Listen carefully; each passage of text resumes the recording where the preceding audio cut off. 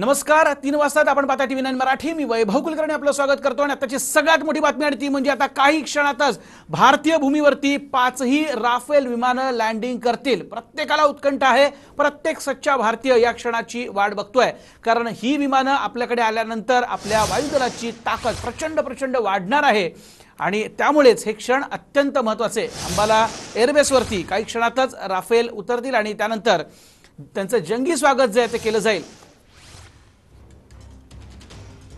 वायुदलाचे प्रमुख भदौरिया आहेत, स्वतः तिथे आत्ता हजर आहेत. आताची मोठी बातमी आपण बघतोय.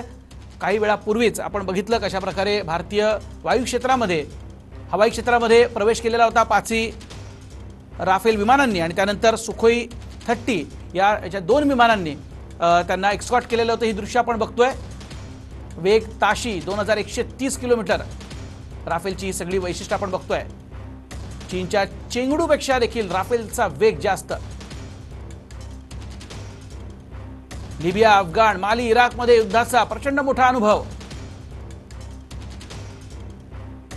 3700 किलोमीटर पर्यंत माराची क्षमता. माराच्या क्षमतेत पाकच्या F-16 पेक्षाही हे विमान अव्वल आहे. एका मिनिटात तब्बल 60,000 फूट उंच उडतं राफेल. BVR मिसाइल्स अचूक मारासाठी माहेर. हायटेक टार्गेटिंग यंत्रणा, व्हिज्युअल सेन्सर त्याच्यामध्ये बसवलाय.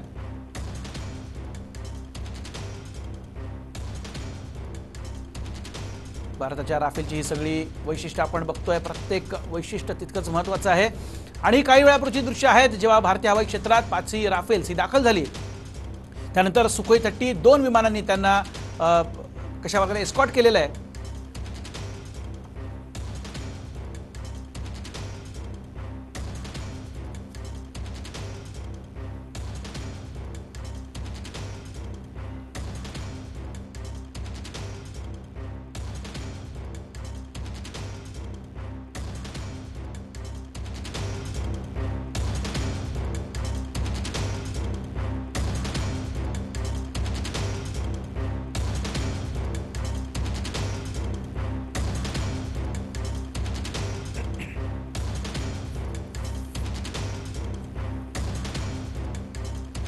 अंबालामध्ये पहिलं राफेल विमान जे ते पोहोचलेलं आहे. आताची मोठी बातमी आपण बघतोय. अगदी जया तयारी जी आहे ती अंबालात झालेली आहे. अंबाला एअरबेसवरती काही क्षणातच पहिलं राफेल विमान हे आता लँड करणार आहे. इतर 4 राफेल देखील काही क्षणातच अंबालात दाखल होतील आणि अगदी काही क्षणांचा अवधी त्यानंतर 5ही राफेल विमानं ही भारतीय भूमीवरती आता लँड होणार आहेत. प्रत्येक क्षण तितकाच महत्त्वाचा. अर्थात पहिलं राफेल जे आता अंबालात दाखल झालंय त्यात हवाई दलाच्या 17व्या गोल्डन एरो स्क्वॉड्रनचे कमांडिंग ऑफिसर आणि शौर्यचक्र विजेते ग्रुप कॅप्टन हरकिरत सिंग हे पहिलं राफेल विमानाचं सारथ्य करतायत. अतिशय पराक्रमी असा हा वैमानिक आणि तेच पहिल्या विमानाचं सारथ्य करतायत. इतिहास घडवला जातोय. काही क्षणातच हे पहिलं राफेल आता भारतीय भूमीवरती दाखल होईल. अभय पटवर्धन सर आपल्या सोबत आहेत, त्यांना आपण विचारूया. अभय पटवर्धन सर, मगाशी देखील तुम्ही उल्लेख केला होता त्याविषयी जरा सविस्तर जाणून घ्यायचंय. एक म्हणजे मेटिओर, दुसरं म्हणजे स्कॅल्प आणि दुसरं म्हणजे मायका. ही 3 प्रकारची मिसाईल यंत्रणा या एकाच विमानाला लावलेली आहेत. 3 विविध माऱ्यांची ऍक्च्युली ही क्षमता असलेली ही यंत्रणा आहे. कशी कार्यरत असणार आहे ही नेमकी आणि त्याचा किती मोठा फायदा होणार, कारण एकाच वेळेला 3 प्रकारची मिसाईल्स राफेलमध्ये. अगदी बरोबर आहे वैभव. पण ही 3 प्रकारची नाही, 4 प्रकारची आहेत. पहिलं म्हणजे मेटॉर आहे जे 150 किलोमीटर त्याची रेंज आहे. जी.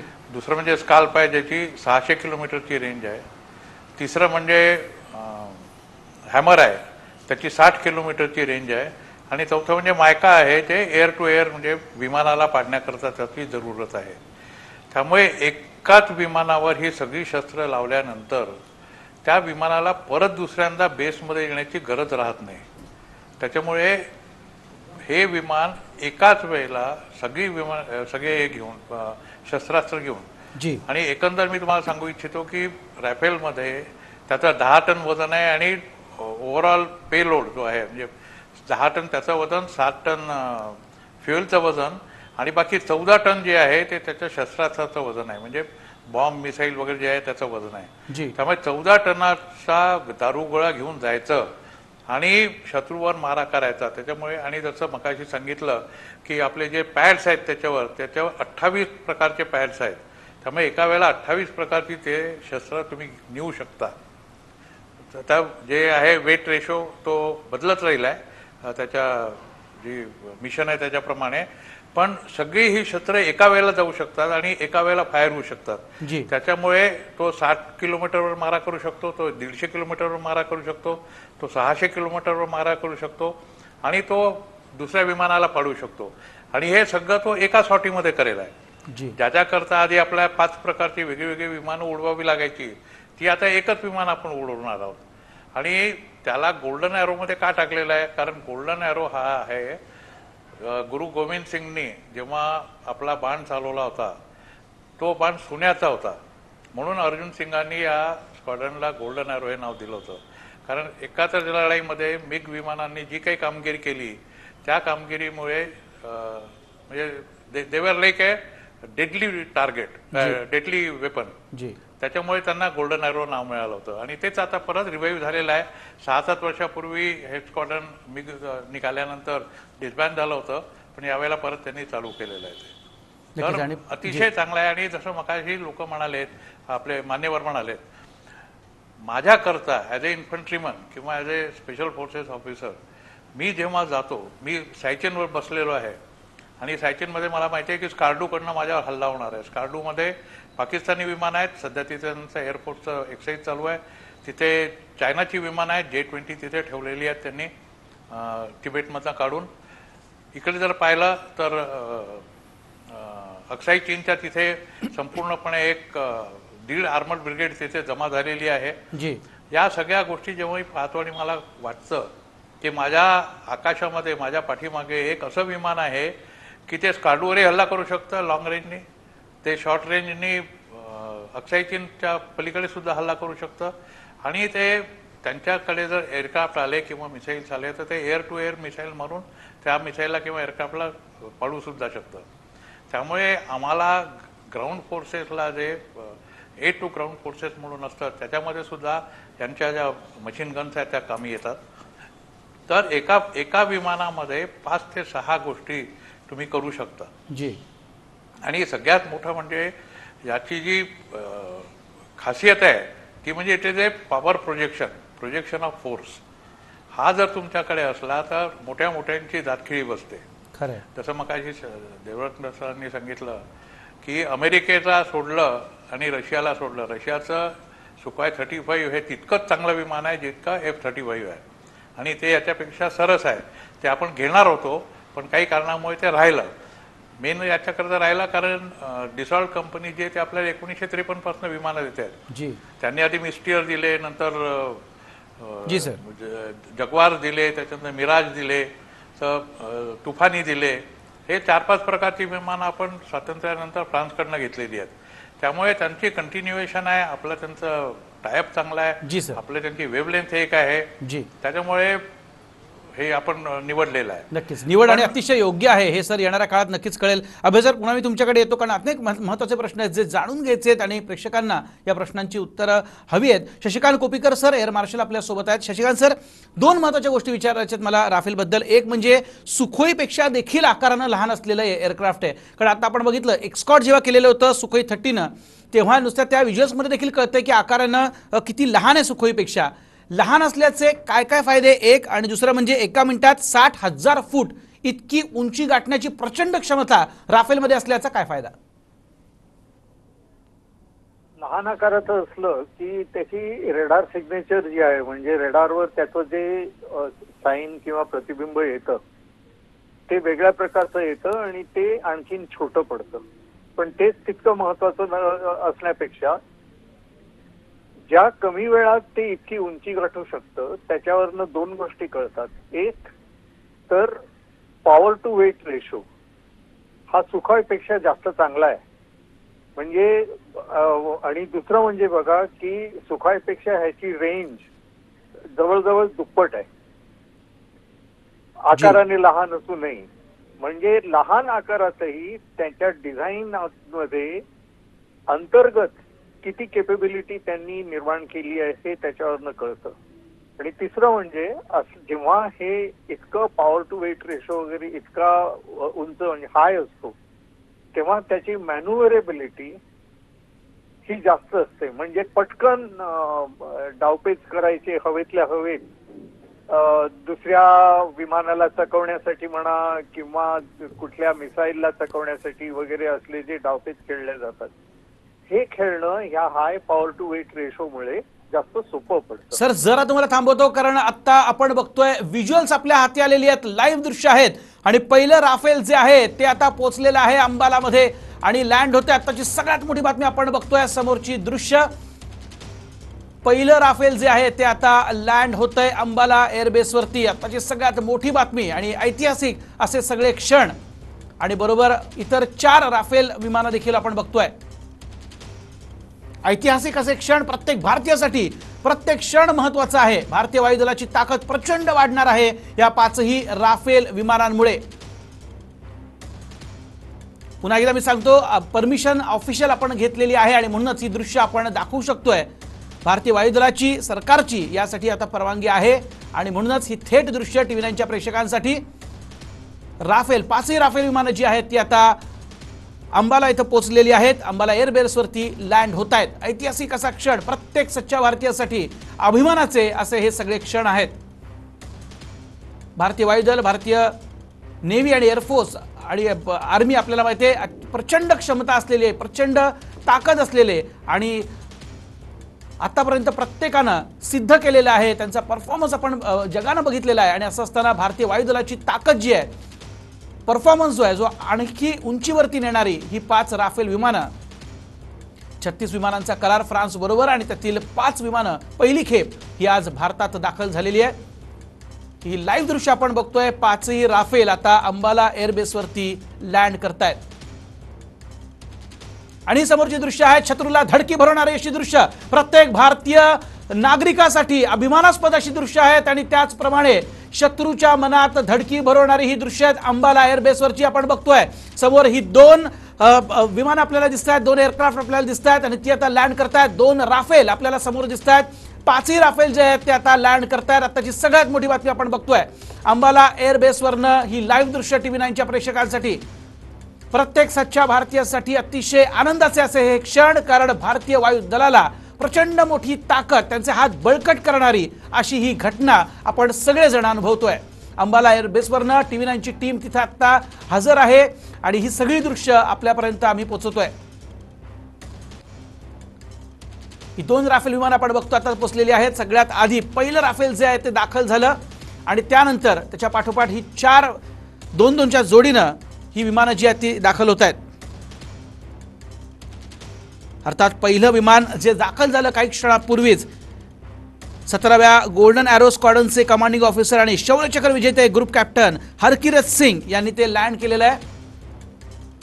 आताची मोठी बातमी राफेल अंबालामध्ये दाखल झालेली आहेत 5ही राफेल्स आणि एक एक करून ती आता उतरवली जात आहेत अंबाला बेस स्टेशनवरती.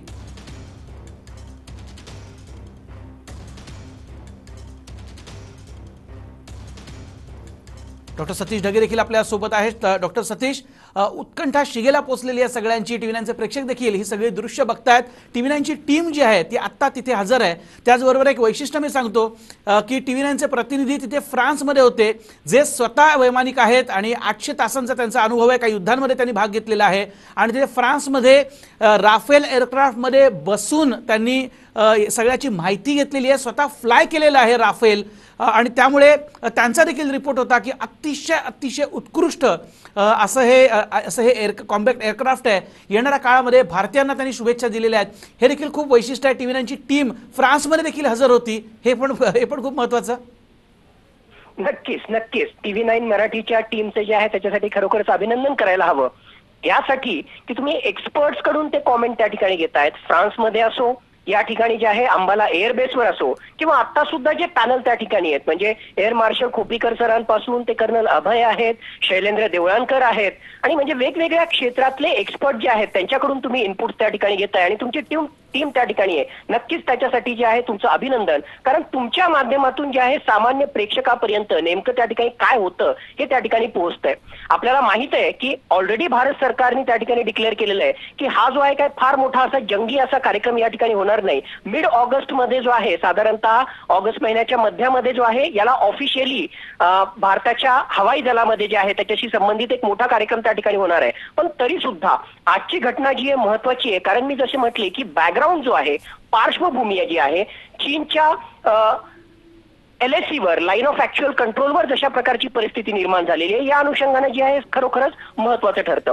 पण आपल्याला हे सुद्धा माहित आहे की ऑक्टोबर 2019 मध्ये सर्वात पहिलं असं राफेलचं विमान हे ऑफिशियली भारताचे रक्षा मंत्री त्यावेळेसचे म्हणजे आणि आताचे सुद्धा रक्षा मंत्री राजनाथ सिंग यांच्या उपस्थितीमध्ये आपल्याला फ्रान्समध्ये ऑलरेडी पहिलं जे आहे ऑक्टोबर 2019 मध्ये मिळालं.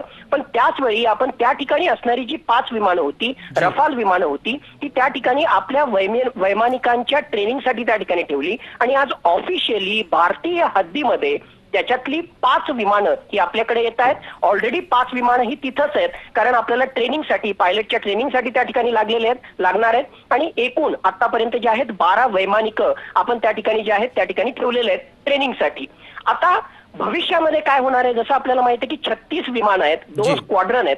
एक स्क्वॉड्रनचा बेस हा आपण अंबालामध्ये ठेवणार आहोत. त्याच्या मागचा हेतू हा होता की आपला जो वेस्टर्न फ्रंट आहे, पाकिस्तानशी संबंधित जो फ्रंट आहे, त्याची काळजी घेण्यासाठी जे आहे हा या ठिकाणी अंबालाचा बेस त्या ठिकाणी असणार आहे. आणि दुसरा जो बेस असणार आहे या रफेल विमानाचं जे दुसरं स्क्वॉड्रन असणार आहे ते हाशिमारा, वेस्ट बेंगाल मधलं हाशिमारा या एअरबेसच्या ठिकाणी असणार आहे. आणि मुख्यतः त्याची जबाबदारी ही ईस्टर्न फ्रंट आपण जो म्हणतो, आपला जो डिअरेस्ट फ्रेंड चायना आहे त्याच्याशी संबंधित जो आहे आपला ती भूमिका जी आहे हाशिमारा एअरबेस मधल्या या राफेल विमानांद्वारे जी आहे ती घेतली जाणार आहे. तर ही जी प्रक्रिया आहे ही प्रक्रिया महत्वाची आहे. आणि 21व्या शतकामधली परिस्थिती बदललेली आहे. आपण 2016 मध्ये पाहिलं ते सर्जिकल स्ट्राईक असो किंवा मागच्या वर्षीचं जे आहे बालाकोट एअर स्ट्राईक असो किंवा 15 जून 2020 रोजी चायना सोबतचा आपला संघर्ष असो, या घटना काय दाखवतात की गेल्या 70 वर्षांपासून भारतीय सैन्याची जी भूमिका होतीये ती भूमिका कुठेतरी पॉलिटिकल विल पॉवर हे बदलतंय आणि आपण गिअर बदललेला आहे. एक प्रकारे न्यू नॉर्मल आपण क्रिएट केलेला आहे. आणि या न्यू नॉर्मलला जर आपल्याला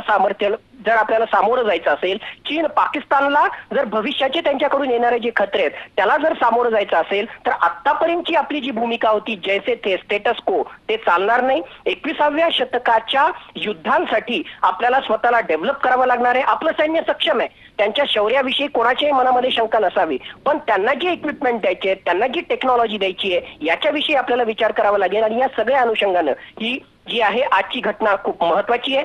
न्यूक्लिअर, बायोलॉजिकल, केमिकल वॉरफेअर असेल, इलेक्ट्रॉनिक वॉरफेअर असेल, सायबर वॉरफेअर असेल, भविष्यामध्ये हे सुद्धा खूप मोठे खतरा आपल्या समोर जे आहेत ते निर्माण होणार आहेत. तर त्या अनुषंगानं सुद्धा जे आहे आपल्या निर्णयकर्त्यांना किंवा आपल्या पॉलिसी मेकर्सला जे आहे याचा विचार करणं आवश्यक आहे. शेवटचा मुद्दा याच्याशी संबंधित जो आहे मी या ठिकाणी सांगतो.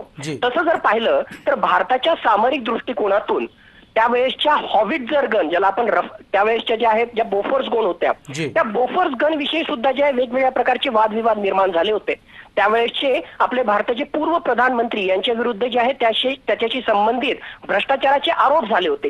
राजकीय चर्चा, भ्रष्टाचाराचे आरोप, ते खरे खोटे हा पूर्णतः वेगळा भाग आहे. पण हेही तेवढंच खरं आहे की हे भ्रष्टाचाराचे आरोप झाल्यानंतर सुद्धा ह्या ज्या बोफोर्स गन होत्या, हॉविट्झर गन होत्या, त्या किती महत्वाच्या ठरल्या. 1999च्या कारगिल युद्धामध्ये जर खऱ्या अर्थानं गेम चेंजर जर काही ठरलं असेल तर त्या ठिकाणी आर्टिलरी या ज्या हॉविट्झर गन होत्या, बोफोर्स गन होत्या, त्या ज्या आहेत विजयासाठी आवश्यक ठरल्या.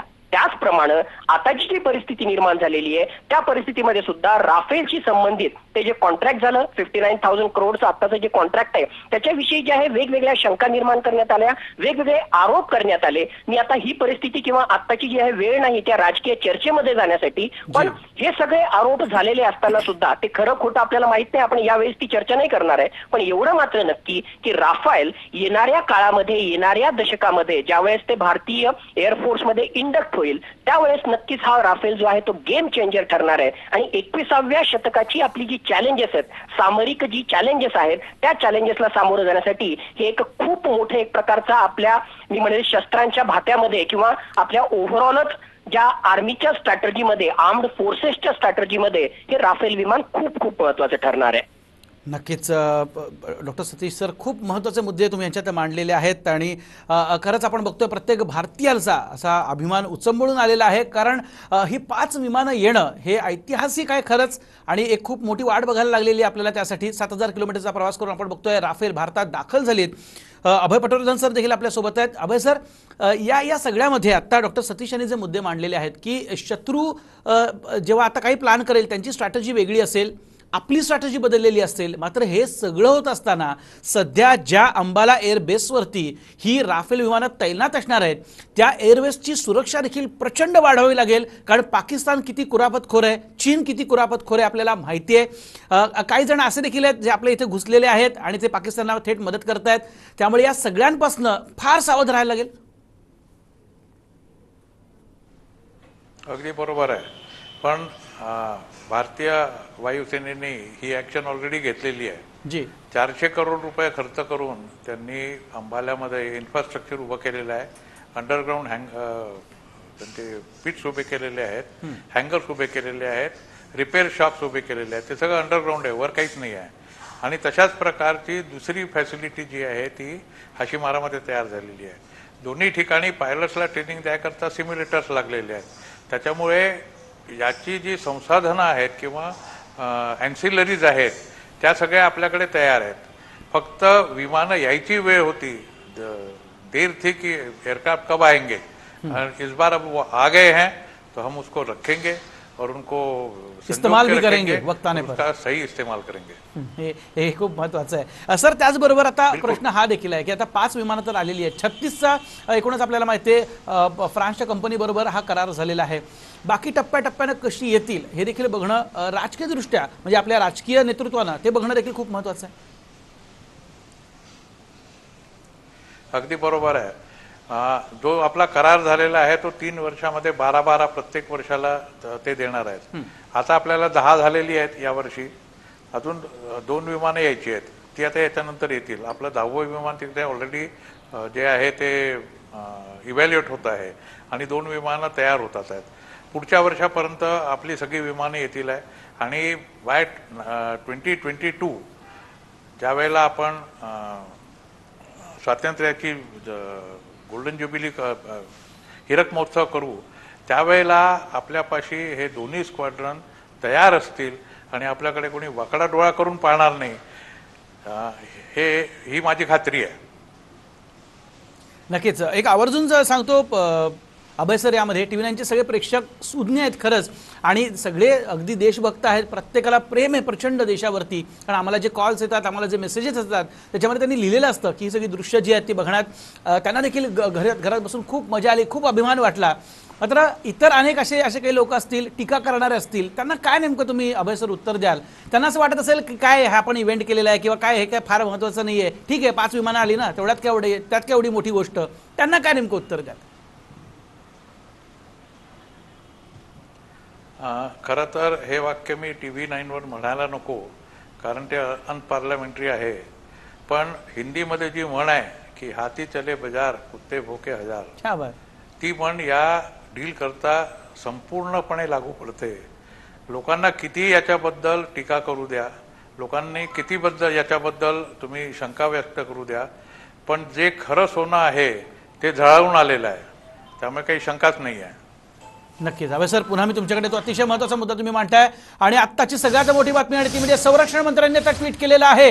राजनाथ सिंह यांनी ट्विट केले, भारतीय सेनेच्या नव्या युगाची सुरुवात असं ते म्हणतायत. आत्ताची सगळ्यात मोठी बातमी, संरक्षण मंत्री राजनाथ सिंह यांनी ट्विट करून अभिनंदन केलेलं आहे आणि त्याचबरोबर साऱ्या जगाला इशारा म्हणावा लागेल की भारतीय सेनेच्या नव्या युगाची ही सुरुवात आहे.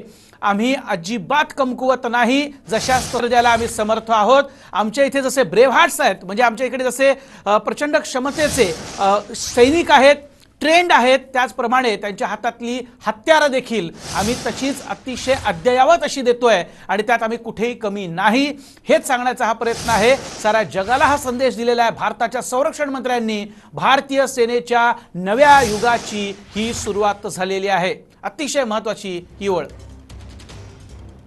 आणि राफेल जेव्हा एअरबेसवरती आलेली आहे तेव्हाची सगळी दृश्य आपण बघतोय. अंबाला एअरबेसवरनं TV9ची टीम देखील आता तिथे हजर आहे. प्रत्येक क्षणाक्षणाची बातमी आम्ही आपल्यापर्यंत पोहोचवतोय. मात्र प्रतिक्रियांचा पाऊस देखील आता पडू लागलेला. सगळ्यात पहिली प्रतिक्रिया अत्यंत महत्त्वाची ती म्हणजे भारताच्या संरक्षण मंत्र्यांची. त्यांनी सांगितलेलं आहे, त्यांनी ट्विट केलंय, भारतीय सेनेच्या नव्या युगाची ही सुरुवात आहे. बदललेला हा भारत आहे, हे खूप महत्त्वाचं आहे.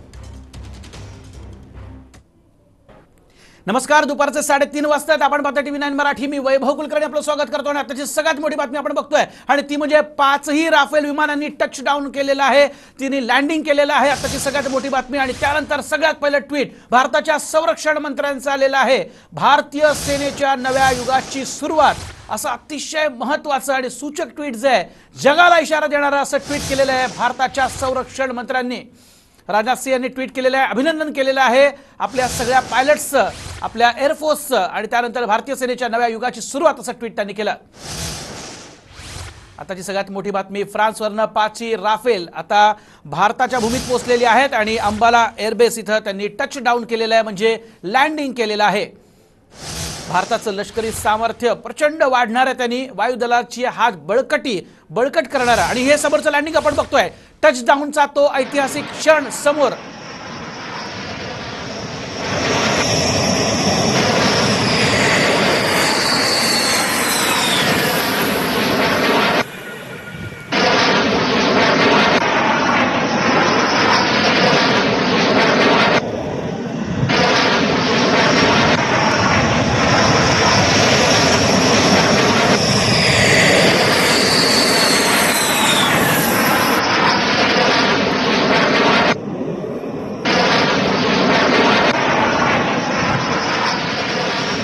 हेच ते ऐतिहासिक क्षण आहेत जे बघून प्रत्येक सच्चा भारतीयाला अभिमान वाटतोय आणि तसंच भारताच्या शत्रूंच्या मनात मात्र धडकी भरलेली आहे.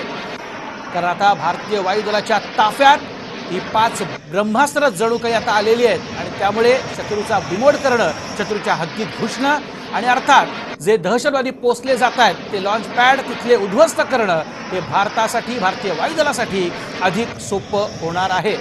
ऐतिहासिक हा क्षण आपण प्रत्येक जण अनुभवतोय. अंबाला एअरबेसवरची दृश्य आहेत जेव्हा या 5ही राफेल कॉम्बॅट एअरक्राफ्टनी टच डाऊन केलं, म्हणजे लँडिंग केलं. सगळ्यात पहिलं आपण बघतोय राफेल जेव्हा उतरलं, शौर्यचक्र विजेते ग्रुप कॅप्टन हरकिरत सिंग यांनी ते लँड केलं. अतिशय सक्षम असे हे वैमानिक, या अगोदर अनेक पराक्रम त्यांनी गाजवलेले आहेत आणि त्यांनीच पहिल्या राफेलचं सारथ्य केलं. त्याचं टच डाऊन आपण समोर बघतोय आणि त्यानंतर एक एक करून 4ही राफेल जी आहेत त्यांचं टच डाऊन झालं, म्हणजे लँडिंग झालं. अभय पटवर्धन सर आपल्या सोबत आहेत, त्यांना आपण विचारूया. अभय सर, 36 विमानांचं हे कॉन्ट्रॅक्ट आहे पूर्ण आणि हा करार आहे, त्यात ही 5 विमानं आता आलेली आहेत.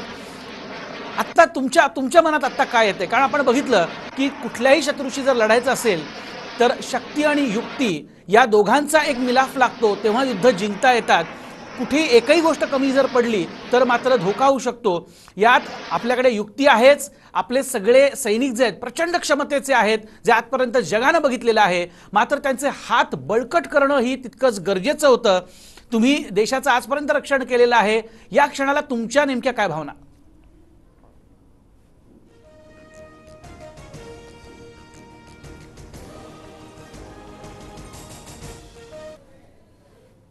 कारण एवढी प्रगत शस्त्र आपल्या संरक्षण दलामध्ये येतात आहेत, पण त्याच्यापेक्षा माझ्या मनामध्ये एक प्रकारची सुरक्षेची भावना निर्माण झालेली आहे की एक सैनिकाच्या मनामध्ये काय असतं की ज्या वेळेला तो बॉर्डरवर लढतो किंवा बॉर्डरवर तैनात असतो त्यावेळेला समोर काय चालू आहे किंवा युद्ध चालू असताना समोरचा काय ॲक्शन घेणार आहे हे जेव्हा त्याला कळतं तेव्हा त्या ॲक्शनवर काटछळ देण्याकरता आपल्या मागे काहीतरी आहे की नाही हे त्याला याची त्याला कल्पना नसते. पण आज तुम्ही हे जे ब्रॉडकास्ट केलेलं आहे, टेलिकास्ट केलेलं आहे संपूर्ण, हे जगभरामध्ये सगळ्यांनी पाहिलं असेल, सैनिकांच्या कुटुंबियांनी पाहिलं असेल आणि त्यांच्या मनामध्ये हेच आलं असेल की माझा बाबड्या, माझा नवरा, माझा भाऊ, माझा दीर हे जे सीमेवर तैनात आहेत त्यांच्या रक्षण करायकरता भारतामध्ये काहीतरी एक शक्ती आलेली आहे आणि ती शक्ती म्हणजे राफेल. आज ती छोटी आहे पण येणाऱ्या 1 वर्षामध्ये ती संपूर्णतः मोठी होईल, तरुण होईल आणि त्याच्यानंतर आपल्याकरता ती एक वरदान साबित होईल हे आमच्यासारख्या इन्फंट्रीवाल्यांना किंवा आर्मीवाल्यांना सगळ्यांना हे वाटतं आहे. त्याकरता आम्ही नेहमीच एअरफोर्सचे आभारी असतो, पण यावेळेला ते थोडंसं जास्त झालेलं आहे. नक्कीच. अभय सर, प्रत्यक्ष लढण्याचा तुम्हाला मोठा अनुभव आहे, देशाचं रक्षण आजपर्यंत तुम्ही केलं, म्हणून तुम्हाला प्रश्न विचारतो की या सगळ्यामध्ये म्हणजे पायदळ जे आपलं आहे, आर्मी जी आपली आहे, त्यांना अशा वेळेला म्हणजे अगदी जेव्हा ज्याला म्हणतात प्रत्येक क्षण महत्त्वाचा असतो युद्धातला, तेव्हा जेव्हा एअरफोर्सचा सपोर्ट मिळतो, हा किती महत्त्वाचा असतो अशा निर्णायक क्षणी? हा अतिशय महत्त्वाचा असतो. 2 एक्झाम्पल देईन मी. जी. कारगिलच्या युद्धामध्ये जेव्हा आम्ही होतो त्यावेळेला जेव्हा आम्हाला air force in aid to army हा एक प्रकार असतो, म्हणजे आम्ही टार्गेट दाखवायचे आणि एअरफोर्सने येऊन ते डिस्ट्रॉय करायचे. जी. हे कारगिल युद्धात होऊ शकलं नव्हतं, कारण आपल्यापाशी तेवढी प्रगत एअरक्राफ्ट नव्हती. जी. आपल्यापाशी मिराज होते, पण मिराज हे पिन पॉईंट टार्गेट वाले एअरक्राफ्ट नाही आहे. त्यांनी मिसाईल्स मारले, काही शंका नाही आहे. त्यांनी बंकर उद्ध्वस्त केले, यातही काही शंका नाही आहे. पण जिथे आम्हाला पाहिजे होतं तिथे ते लोक फायर नाही करू शकले. जी. उद्या जर मी फिंगर 4 वर गेलो पँगॉंग लेकच्या उत्तरेला आणि मला पुढच्या जागी चायनीज लोक येताना दिसले किंवा चायनीज टँक ॲडव्हान्स करताना दिसले आणि माझ्या मागे जर रायफल उभं असेल जे भारताच्या हद्दीमध्ये उभं राहून त्या येणाऱ्या टँक्सला लीलया ध्वस्त करू शकेल, तर माझ्या मनामध्ये केवढा मोठं धाडस बांधलं जातं. हे फक्त जे रणांगणावर लढलेले आहेत त्या लोकांच्या लक्षात येतं. हे सांगून वैभव कळत नाही की कसं काय असेल आहे. खरंय. पण सर, मी पुन्हा तुमच्याकडे येतो. शिवाली देशपांडे देखील आपल्या सोबत आहेत, डिफेन्स एक्सपर्ट. अभिनंदन तुमचं देखील. तुम्ही हे सगळे क्षण बघितले असतील, TV9 वरती अनुभवलेले असतील. आता तुमच्या मनात नेमकी काय भावना? धन्यवाद. खूप खूप अभिनंदन सगळ्या देशवासियांचं आणि आपल्या भारतीय वायुसेनेचं आणि आपल्या भारतीय सशस्त्र बलांचं. कारण हे जे रफाल विमान आपण आपल्याकडे आज पोहोचलेलं आहे, अतिशय ह्या विमानांनी आपली जी एअर पॉवर आहे ती खूप वाढणार आहे. आणि ह्या विमानाची वाट आपण खूप वर्षांपासून बघत होतो. हॅलो. जी जी, ऐकतोय, बोला. ह्या विमानांची वाट आपण भरपूर वर्षापासून बघत होतो, कारण पुष्कळ वर्षापासून आपल्याकडे जे फायटर एअरक्राफ्ट होते त्याच्यामध्ये एडिशनची खूप गरज होती. आपण चिनूक हेलिकॉप्टर घेतलं होतं, आपण अपाचे घेतलं होतं, पण आपल्याला फायटर जेटची खूप गरज होती. 5 हे जे हेलिकॉप्टर हे जे फायटर एअरक्राफ्ट आलेले आहेत रफाल, ह्याची काही वैशिष्ट्ये आहेत. आणि वैशिष्ट्य असं की ह्याचे जे काही वेपन्स आहेत ते वेपन्स अगदी लेटेस्ट टेक्नॉलॉजीचे आहेत. 4.5 जनरेशनचं हे एअरक्राफ्ट आहे. याची स्पीड 1.8 मॅक आहे आणि हे अतिशय स्विफ्ट आणि इझिली मॅन्युव्हरेबल एअरक्राफ्ट आहे. हे जे विमान आहे हे भरपूर मिशन करू शकतं. मल्टी रोल एअरक्राफ्ट आहे, म्हणजे हे एअर टू एअर, हे एअर डिफेन्स प्लस न्यूक्लिअर डेटरन्स आणि प्लस अँटी शिप मिसाईल अशा भरपूर हे रोल्स प्ले करू शकतं. आणि त्याच्यामुळे निश्चितच ही सगळ्या भारतवासियांसाठी खूप आनंदाची आणि गर्वाची बाब आहे. नक्कीच. शिवालीजी, त्याचबरोबर मारक्षमता, म्हणजे एक मारक्षमता आणि दुसरं स्पीड, या दोन्ही गोष्टी अत्यंत महत्त्वाच्या आहेत की एका मिनिटात 60,000 फुटावरती जाणं, कारण डॉग फाईटमध्ये हेच ही क्षमताच सगळ्यात कामी येते. त्यामुळे हे देखील वैशिष्ट्य खूप कामी येणाऱ्या काळात. निश्चित हे खूप वैशिष्ट्य कामी येणार आहे. आणि मुख्य म्हणजे हाय ऑल्टिट्यूडच्या एअर बेसेस वरती हे एअरक्राफ्ट ऑपरेट करण्यासाठी खूप कामी येणार आहे. एका मिनिटात 60,000 फुटाची उंची म्हणजे ची उंची हे गाठणार आहे. आणि ह्यांनी ह्या एअरक्राफ्टला खूप म्हणजे ह्याची जी मारक आहे ती खूप वाढते. आणि त्याच्याचमुळे आपण बाकीच्या देश म्हणजे आपले जे नेबर्स आहेत, चीन आणि पाकिस्तान, ह्या 2 देशांना आपण अक्षरशः शेह आणि मात दिलेली आहे असं मला वाटतं. नक्कीच. शिवालीजी, चेंगडू चायनाचं, त्याच्यानंतर F-16 जे अमेरिकेनं पाकिस्तानला दिलेले आहेत ते, आणि आता भारताकडचं राफेल, धडकी भरवणारी गोष्ट आहे चीन आणि पाकिस्तानसाठी. निश्चित धडकी भरवणारी गोष्ट आहे. कारण F-16 आणि आपली जी एअरक्राफ्ट आहे राफेल, तर ह्याच्यामध्ये अगदी 19-20चा अगदी फरक आहे.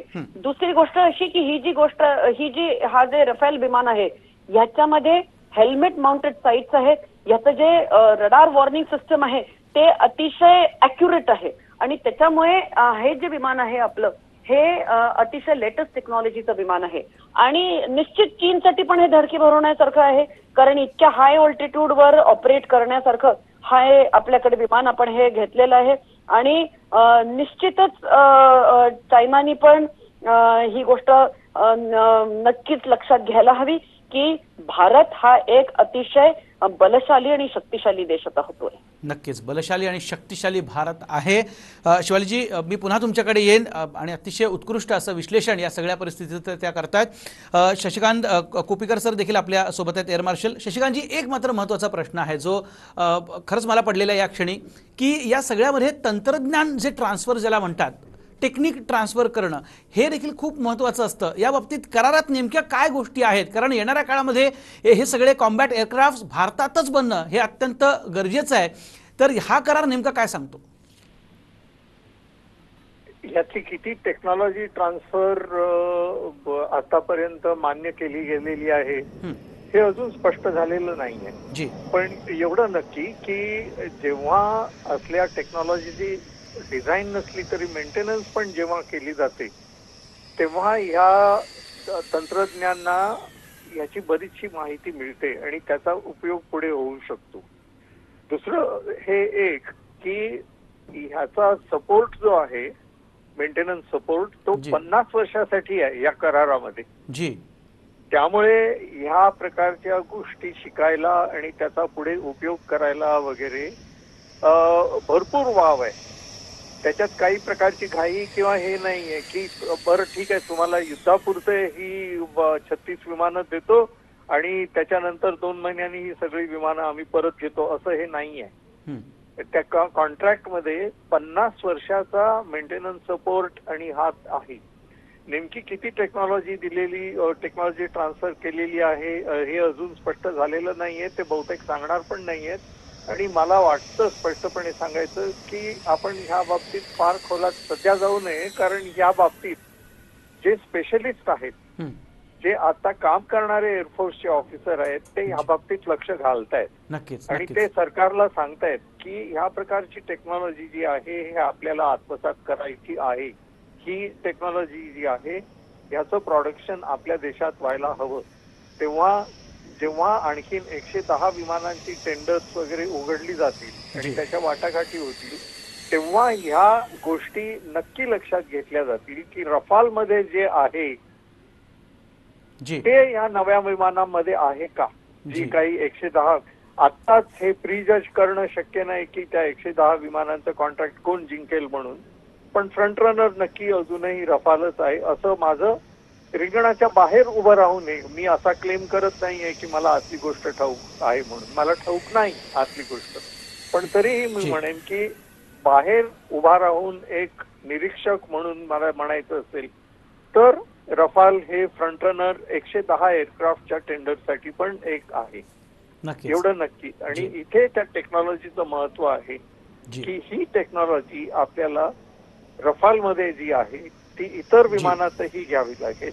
नक्कीच नक्कीच. शशिकांत सर असेच सोबत राहा. अभय सर आपल्या सोबत आहेत, शिवालीजी आहेत आणि तसं डॉक्टर सतीश सर देखील आपल्या सोबत आहेत. हे सगळे एक्सपर्ट्स आहेत आपापल्या या क्षेत्रातले आणि अर्थात प्रखर देशभक्त आहेत सगळेच आणि त्यामुळे आपण बघतोय प्रचंड अभिमान आहे या सगळ्यांना. त्यांच्याकडनं आपण या सगळ्या गोष्टी जाणून घेणार आहोत. छोटासा ब्रेक घेतोय, लगेच परततोय.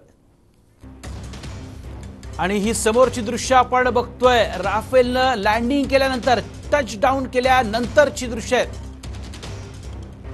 एक्सक्लुझिव्ह दृश्य आहेत TV9च्या प्रेक्षकांसाठी. 5ही राफेल यांनी जेव्हा अंबाला इथं टच डाऊन केलं तेव्हा त्याच्यानंतरची ही दृश्य आपण समोर बघतोय. एक्सक्लुझिव्ह फुटेज आहे TV9च्या प्रेक्षकांसाठी, प्रत्येक सच्च्या भारतीयासाठी अभिमानास्पद अशी सगळी दृश्य. आणि वॉटर सल्यूट जो आहे तो दिला जातोय या 5ही राफेल कॉम्बॅट एअरक्राफ्टला. आपण बघतोय दोन्हीकडनं पाण्याचे फवारे जे आहेत ते मारले जातात, त्याला वॉटर सल्यूट असं म्हणतात. आणि वॉटर सल्यूट दिला गेलेला आहे या 5ही विमानांना. शत्रूच्या मनात धडकी भरवणारी अशी ही कॉम्बॅट एअरक्राफ्ट आहेत 5ही राफेल विमानं जेव्हा टचडाऊन झाली म्हणजे लँड झाली त्याच्यानंतर त्यांना वॉटर सॅल्यूट दिला गेला तेव्हाची ही अंबाला एअरबेसवरची थेट दृश्य आपण बघतोय. भारतीयांसाठी, भारतीय वायू दलासाठी ऐतिहासिक असे सगळे हे क्षण, येणारी अनेक वर्ष हे क्षण असेच जपले जातील. या क्षणांच्या कहाण्या येणाऱ्या पिढ्यांना सांगितल्या जातील. केवळ धमक्या देऊन, केवळ शाब्दिक चकमकी करून काही होत नाही, तर आपल्या संरक्षण दलांचे हातही तितकेच बळकट करावे लागतात आणि तेच भारतानं केलेलं आहे. हा बदललेला भारत आहे हे आपण दाखवलंय. आकाशातला सिंघम आपण बघतोय. 7,000 किलोमीटरचा प्रवास करून शत्रूला धडकी भरवणारी राफेल आता भारतीय भूमीवरती उतरलेली आहेत. भारत चीन धुमश्चक्री स्पेशल रोज रात्री 9:28 फक्त TV9 मराठीवर.